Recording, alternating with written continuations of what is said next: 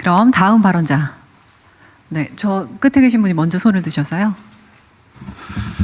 네, 반갑습니다. 저는 AP 위성과 컨택의 대표이사를 맡고 있는 이서희라고 합니다. 저희는 아무래도 국방 우주 쪽에 이제 산업을 하고 있고, 그리고 위성을 만들고, 그리고 전 세계 16개 지상국을 구축해서 글로벌 위성 커스터머들부터 이제 데이터를 이제 수신해서 데이터 수신 처리 서비스를 하고 있습니다. 잠재 성장률 반등이라는 어떤 그 취지에 맞게끔 좀 설명을 좀 드리자면, 아무래도 이제 우리나라가 대한민국의 어떤 국가의 내셔널 파워가 전 세계 글로벌 시장에서 사실 상당한 수준에 있습니다. 아무래도 저는 우주 산업을 하다 보니까 전 세계 우주 시장이 한 700조 정도 되는데 아직까지 우리나라 시장은 한 1%밖에 안 됩니다. 그래서 저희가 비즈니스를 하려고 하면 결국에는 이제 글로벌 무대로 나갈 수밖에 없죠. 그러다 보니까 한국의 자동차, 반도체, 전화기 이런 거에 대해서 굉장히 많은 얘기를 하고 있고, 대한민국이라는 나라와 국제적인 어떤 우주 협력도 굉장히 강하게 요구를 하고 있는 상황입니다. 그런 와중에 사실 작년에 제가 뭐 경제지의 기고문도 썼지만 우주산업, 국방 우주산업이 조금 더 도약하기 위해서는 연결과 기다림이 필요하다는 말을 제가 한 적이 있습니다. 그 연결 커넥티비티라는 말은 사실 아직까지 우주 분야는 이제 우리나라 국격에 맞지 않게 좀 많이 좀 어찌 보면 조금은 소외받고 있다고 저는 생각이 좀 들고 있습니다. 그게 만약에 정부의 우산이 어떤 우리나라의 민간 기업들 그리고 중소기업들을 조금 관심을 갖게 해줄 수 있는 부분이 조금 있다고 하면 사실 훨씬 큰 그 마중물을 통해서 훨씬 크게 도약을 할 수 있는데, 그런 부분에서 제가 글로벌 비즈니스를 하면서 좀 아쉬운 부분이 좀 있었습니다. 그리고 또 하나는 아무래도 우주 분야나 국방 우주 분야는 좀 시간이 좀 많이 필요합니다. 예를 들어서 지금 대한민국의 국가 R&D 예산이 다른 나라와 비교해도 사실 작은 부분은 아닙니다. 제가 뭐 이스라엘이나 프랑스나 미국 쪽을 보더라도 물론 이제 미국은 경제 규모가 다르기 때문에 훨씬 많긴 하지만 R&D 규모가 우리나라 경제 규모를 봤을 때 작은 부분은 아닙니다. 그런데 많은 다른 산업의 인더스트리가 그렇듯이 우주 쪽도 굉장히 많은 이제 투자가 들어가는데 아무래도 우주는 좀 시간이 좀 많이 필요합니다. 그러다 보니 처음에 이제 마중물을 놓고 예서 뭐 민간에서 투자를 할 때는 4년 투자, 4년 회수의 기간의 어떤 그런 사이클이 돌아가는데, 국가 R&D 입장에서도 성실 실패냐, 또 아니면 뭐 제대로 못해서 실패했냐 이런 걸 보긴 하겠지만 조금 정부가 그 투자를 통한 조금 기다림이 조금 필요하지 않겠나, 그런 부분만 조금 정부에서 고려를 해주시고 지원을 해주신다고 하면 충분히 우리나라 대한민국에 있는 그 우주 인력들의 그 스마트함이 전 세계에서 조금 더 날개를 펼 수 있지 않겠나, 그런 생각을 합니다. 네. 네, 말씀 감사드립니다. 네, 그러면 다음 발언자, 네, 저 앞에 계신, 네. LS 전선 이상호입니다. 먼저 이 자리에서 산업계의 의견을 말씀드릴 기회를 주신 대통령께 진심으로 감사드립니다. 대통령님의 적극적인 실용 외교의 성과로 인하여 에너지 산업계는 해외 수출을 확대할 수 있는 절호의 기회를 맞이하고 있습니다. 이에 K에너지 고속도로의 수출에 대해서 말씀드리고자 합니다.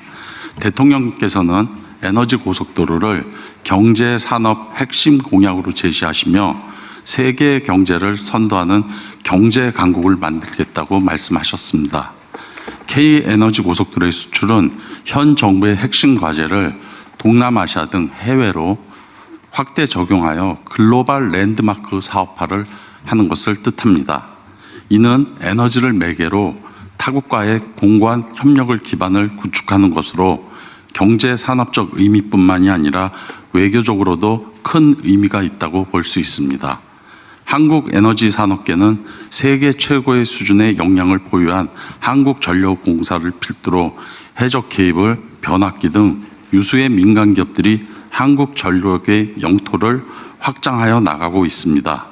본 수출 사업은 우리나라의 경제 성장 효과를 극대화하고 에너지 산업 생태계의 전후방 밸류체인을 더욱 고도화해야 할 것이며 에너지 외교를 주도하는 효과도 창출할 수 있을 것으로 기대합니다. 이와 같은 기회가 정부의 정책적인 성과이자 큰 산업적인 성취로 이어질 수 있도록 정부의 적극적인 관심과 지원을 부탁드리겠습니다. 네, LS 전선 대표이사님 말씀 잘 들었습니다. 수출 수출에는 관심이 많으신데 국내 그 송전망은 어떻습니까? 예, 국내 송전망도 대통령께서 공약하신 그 사업 계획을 기후에너지부에서 착실히 준비하고 있고 업계에서 거기에 대해서 많은 준비를 해나가고 있습니다. 네. 네, 감사드립니다. 아무래도 일렬에 계신 기업인분들이 하실 말씀이 많이 있으신 것 같아요. 네, 말씀해 주시죠. 예, 안녕하세요. 저는 게임 개발사 시프트업의 대표 김영태라고 합니다. 다른 분들처럼 잘 준비를 하지 못했지만 제가 생각하는 게임과 그리고 IT 그리고 AI에 대해서 한번 말씀드리고 싶습니다.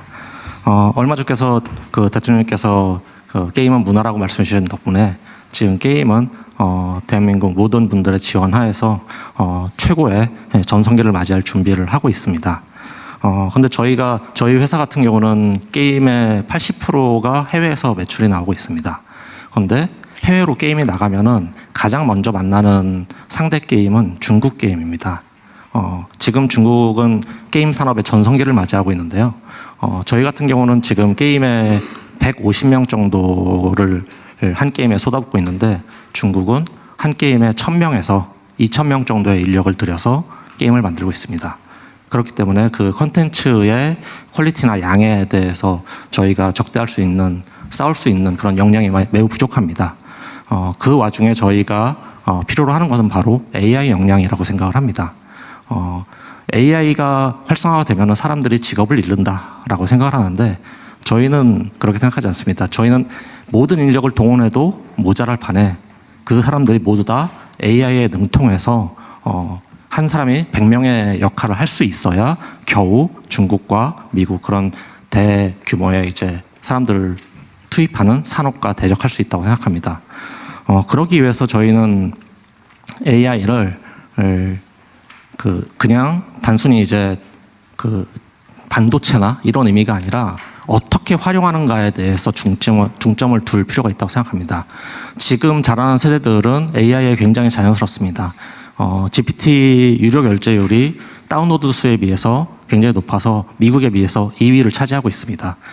그만큼 저희 새로운 세대들은 AI에 자연스럽다는 얘기입니다. 저는 AI가 바로 그 젊은 세대들의 미래라고 생각합니다. 그들이 그 AI를 학습하고 그것을 최대한 활용할 수 있는 상태가 되고 그렇게 되면은 그것이 바로 경력이 되어서 곧바로 산업에 쓰일 수 있는 새로운 비전이 될 수 있다고 생각합니다. 그래서 중요하다고 생각하는 것은 저희가 AI로 구글과 싸운다 아니면 아마존과 싸운다라는 것은 사실 현실적으로 그렇게 쉬운 일은 아닙니다. 그렇기 때문에 저희는 그것을 이용한 API를 이용한 플랫폼을 만드는 스타트업을 지원을 해야 되고요. 그리고 그것을 사용하는 사람들이 어떻게 쉽게 접근할 수 있게 도와주는 사회적 시스템이 동반되어야 된다고 생각합니다. 그래서 모든 젊은 사람들뿐만 아니라 저희 회사에서도 그 거의 은퇴에 가까운 분들도 AI를 접하면은 경쟁력은 젊은이와 다를 바 없습니다. 그렇기 때문에 그런 모두가 네이티브 AI 제너레이션이 되는 것이 저희한테는 사람이 재산인 대한민국에는 굉장히 중요한 부분이라고 생각하고 있습니다. 근데 우리 그 각 부처에서는 뭐 이게 의견들에 대해서 혹시 코멘트 할 게 있으면 하고 넘어가시죠? 혹시 있으면. 네, 그 게임 업계의 AI 지원은 너무 중요한 과제고요. 특히 또 대형 게임사들은 독자적으로 AI 기술을 갖고 있는 곳도 있고요. 또 중소 게임사들과 동반 성장하기 위해서 같이 프로그램도 많이 짜고 있습니다.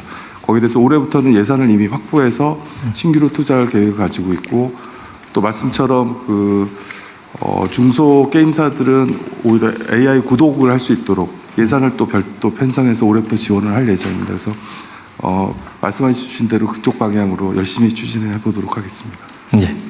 그 AI를 쓰는 것은 보통 그 구글에 가서 이렇게 질문을 하는 것보다는 그 플랫폼이라는 게 있습니다. 픽스버스나 그 픽스필드 같은 그런 플랫폼들이 있는데요. 그런 플랫폼들은 사실 우리나라 스타트업에서 훨씬 더 잘 만들 수 있다고 생각을 합니다. 그래서 그런 기업들을 육성하는 것이 좀 더 대중적으로 올인원으로 여러 AI를 쓸 수 있는 굉장히 국민들에게 접근하기 쉬운 방법 중 하나라고 저는 생각하고 있습니다.